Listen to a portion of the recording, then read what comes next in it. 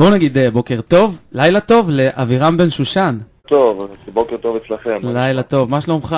בסדר, אם אפשר להגיד בסדר. בוא קודם כל רק נעדכן את המאזינים שאתה הוא הארוס לשעבר של לי מבית האח הגדול.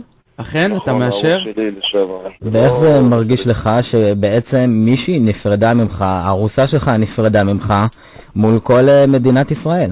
כן, זה אכזבה בשבילי איפשהו, כי ציפיתי, אתה יודע מה, אני מסכים עם זה שהיא בחרה ללכת עם הלב שלה, ואני לא חושב שהיא הלכה עם הלב שלה, כי אני לא מאמין שאפשר ללכת עם הלב, ו-19 יום לפני זה היינו במלון ביחד בנווה אילן, בתקופה שהיא הייתה לפני האח הגדול, בילינו באילת, נסענו לבקר משפחה.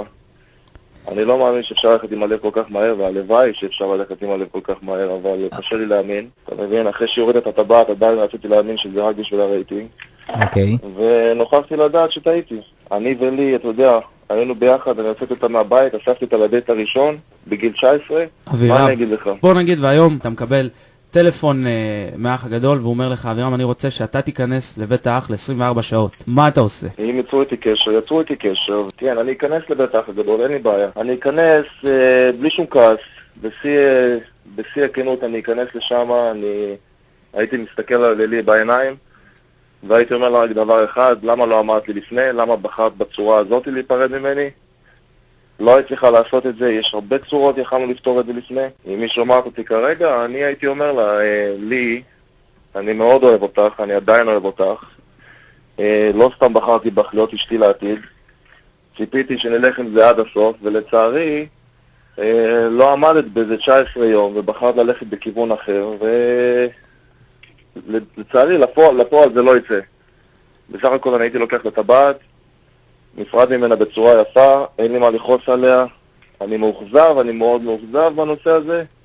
לא הייתי כועס עליה כי היא ילדה גדולה, היא לא טיפשה לי, בת 26, לא הפעלתי עליה לחץ, הייתי אומר לה, הסכמת לנישואים, זה שאמרת yes, היא אמרה הכל, היא רצתה בזה כל הזמן הזה שיצאנו, יצאתי עם הטבעת, היא הסכימה לזה, לא היה שום לחץ, היא יכלה תמיד בשלב מסוים להגיד לי לא, עשיתי טעות, התביישתי מהמשפחה, היא לא אמרה שום דבר כזה.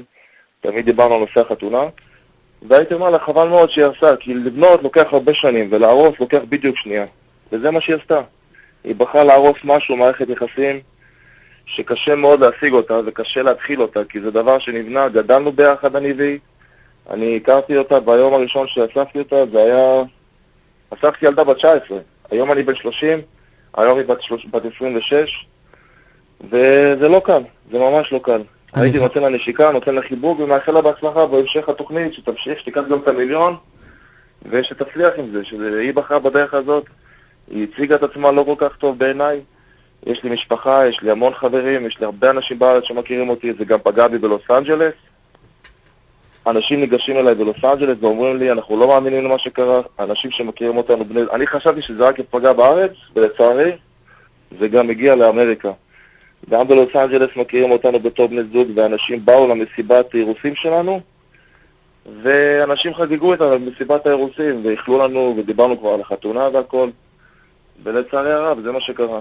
בואו נמשיך בסיטואציה, אתה עכשיו בבית האח, אתה היא מולך, אתה אומר לו משהו? אני הייתי אומר לה, אתה היא דבר אחד.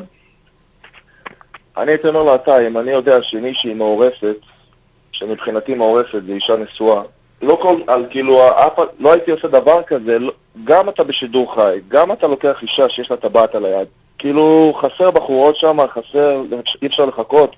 אני ציפיתי מילי שתגיד לו דבר אחד, תשמע, אני מעורפת, תן לי לצאת החוצה, אני אפרד מאבירם, ואז, אתה יודע, מצידי, בוא נתחתן, אני ואתה נעשה, אבל לא בשידור חי לעשות מה שהיא עושה.